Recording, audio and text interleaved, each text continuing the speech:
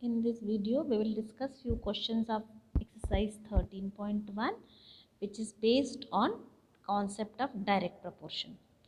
As you are already said that direct proportion is the proportion where two variables depending on each other such that on increasing value of one variable, other variable also increases for same times. Okay, here the question please. A mixture of paint is prepared by mixing one part of red pigment with 8 parts of base. In the following table, find the parts of base that need to be added.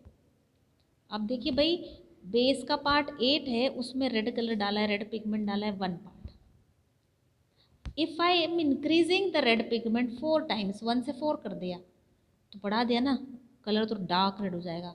इसका मतलब है कि जो base है उसको भी बढ़ाना पड़ेगा, उसका अमाउंट भी बढ़ाना पड़ेगा. So the two are in direct proportion. जितना टाइम्स बेस है उतना ज़्यादा रेड पिगमेंट, वाइस वर्सा, जितना रेड पिगमेंट है उतना बेस. तो यहाँ आप 1 से इसको 4 कर रहे हो, it is not +3, you are increasing it 4 times. तो फिर 8 से भी कितना बढ़ जाना चाहिए, 4 times. See here, from 1 it is increase to 7 times increased. Therefore, the base will also be increased 7 times. So see, if I fill the table, 1 for 1 part of red pigment 8 parts. So for 4, अभी आपने इसको 1 से सीधे 4 times किया है, then 8 का भी कितना कर देंगे हम, 4 टाइम्स 32. सेम वे 1 से 7 इंक्रीज किया, 7 टाइम्स हो गया, 1 7 से 7, तो 8 का 7 टाइम्स कितना हो जाएगा, 56 पार्ट्स. नाउ 1 से इंक्रीज करके 12 कर दिया, 1 12 इज 12. सो 8 का 12 टाइम्स बढ़ा देंगे तो बेस कितना हो जाएगा, 96. अगेन 1 रेड पिगमेंट को बढ़ा के 20 कर दिया, then it will be 8 into 20, that is 160. The concept is ratio, the two are in direct proportion, so ratio of the red pigment and ratio of the parts of base should be same. पहले case में 1/8 दे रखा है.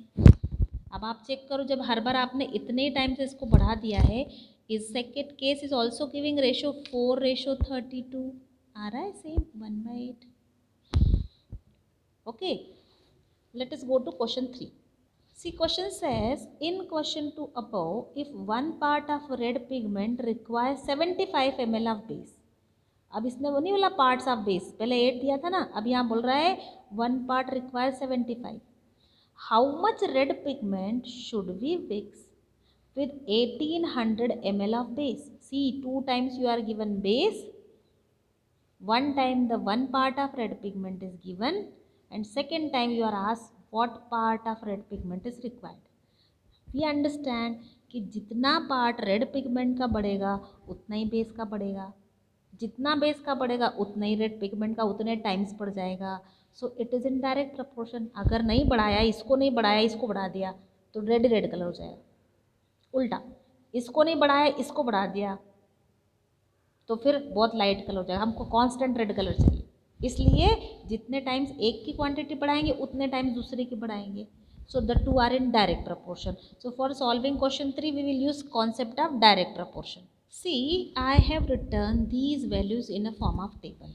Red pigment, base. Question says red pigment 1 part use किया है तो उसमें base का 75 ml required है.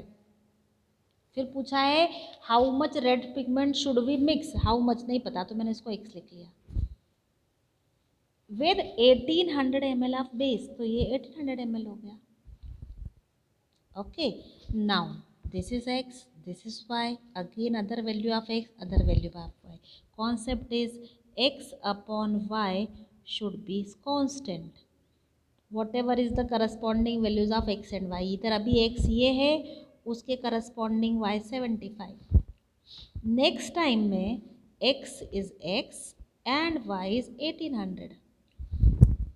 दोनों सेम होना चाहिए, ये रेशो और ये रेशो सेम होना चाहिए. डायरेक्ट प्रोपोर्शन का मतलब ही है कि जितने टाइम इसको बढ़ाएंगे उतने टाइम ये भी बढ़ जाएगा.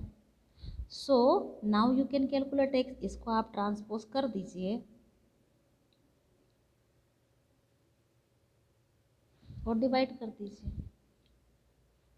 You can directly divide by 25. If not able to remember the table of 25, go for 5.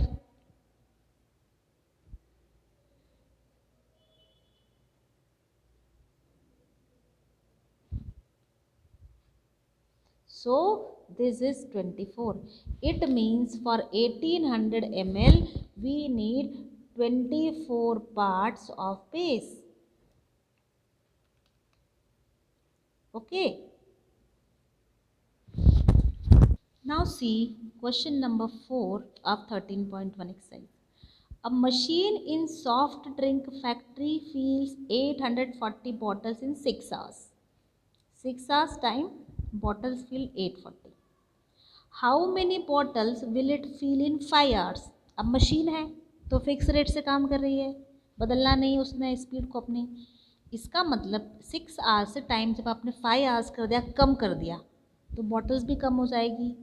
Machine की स्पीड फिक्स मान के चल रही है, इसीलिए ऐसा नहीं लगा कि अ पर्सन इज़ फीलिंग, उसकी स्पीड कम ज़्यादा हो सकती है. कहना है से जितने ज़्यादा घंटे पारेगा बॉटल्स मशीन को मिलेगा, उतने ज़्यादा बॉटल्स फिल हो जाएगी. ऑल्सो जितने कम टाइम कर देंगे उतनी बॉटल्स कम होती चली जाएगी उतने टाइम्स. तो ये तो डायरेक्ट प्रपोर्शन हो गया. हम क्या करेंगे, ये जो वैल्यूज़ एक टेबल में लिखते हैं. Check as per the question. In 6 hours the machine is filling 840 bottle. मैंने यहाँ आवर्स लिखे हैं, number of hours, and this is number of bottles filled. तो in 6 hours 840 bottles are filled. How many will it fill in 5 hours? तो time तो 5 है, पर ये मुझे नहीं पता. I would write it Y. और कॉन्सेप्ट वही डायरेक्ट प्रपोर्शन का, इसका और इसका रेशो. पहली बार में जितने नंबर ऑफ आवर्स थे और जितनी बॉटल्स फिल थी should be equal to the ratio of the other two. ये करस्पॉन्डिंग थे दोनों. You can calculate Y. इस वाई को मैंने ट्रांसपोज कर दिया और बाकी सबको उठा के इधर ले आए. Y is transport here and this is here.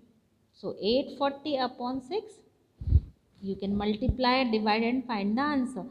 ये जो 840 है ये 6 से डिवाइड हो जाएगा. 616, 2 will be left, 6 4 and if you multiply 5 and 140 you will get the answer 700.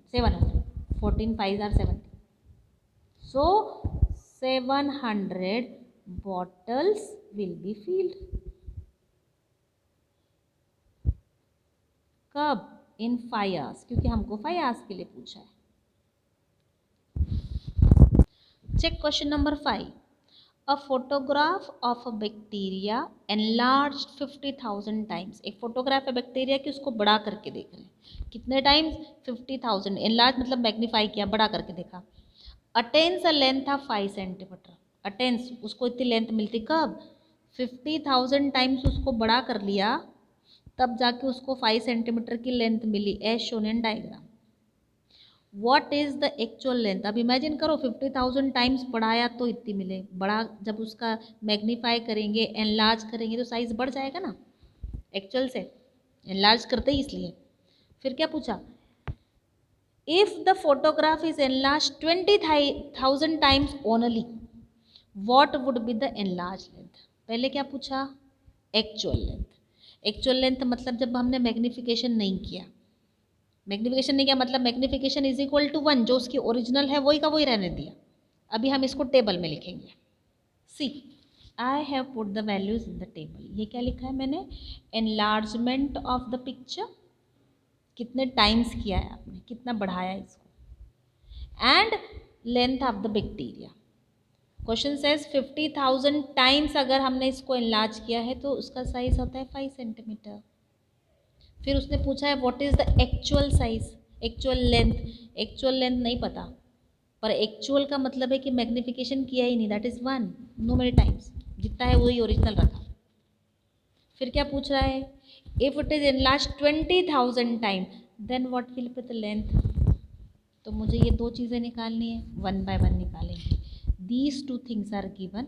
अगर ये क्वांटिटी x है, एनलार्जमेंट और लेंथ y है, तो आई नो दिस थिंग कि x upon Y should be fix constant for each of 3 cases. पहले case में कितना है, दूसरे केस में कितना है, 1/x। So this two should be same, ये वैल्यू और ये वैल्यू कांस्टेंट होना चाहिए, इन दोनों का रेशो और इन दोनों का रेशो। तो ये मेरे पास आ गया 10,000। सी आई हैवंट गॉट x निकालने के लिए 1/x I need to reciprocate, उल्टा कर लिया, या आप बोले इसको ट्रांसपोज कर दे, इसको उठा के इधर ले गए, तो x is equal to 1/10,000।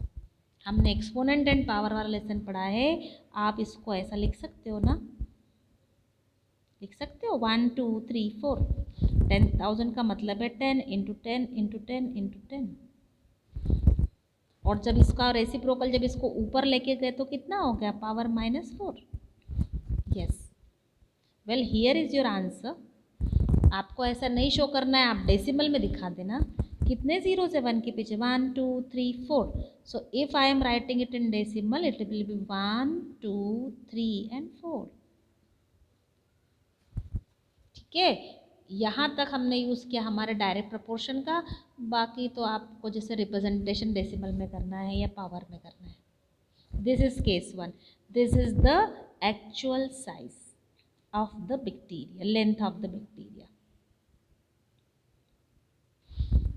Now when it is for 20,000 times enlarged, case 2 again, for case 1 ratio of enlargement to the length is this, and for this case it is 20,000 divided by y. You can easily calculate it, divide it. अब क्या करेंगे, y को transpose इधर कर देते हैं, 10,000 को उठा के इधर ले आते हैं, तो फिर y कितना आ जाएगा, 20,000 divide by 10,000। Does it mean it will B 2 centimetre. 50,000 time था तो 5 सेंटीमीटर, 20,000 टाइम था तो कितना साइज हो गया, 2 centimetre. Okay, so this is question 2 to 5 solutions.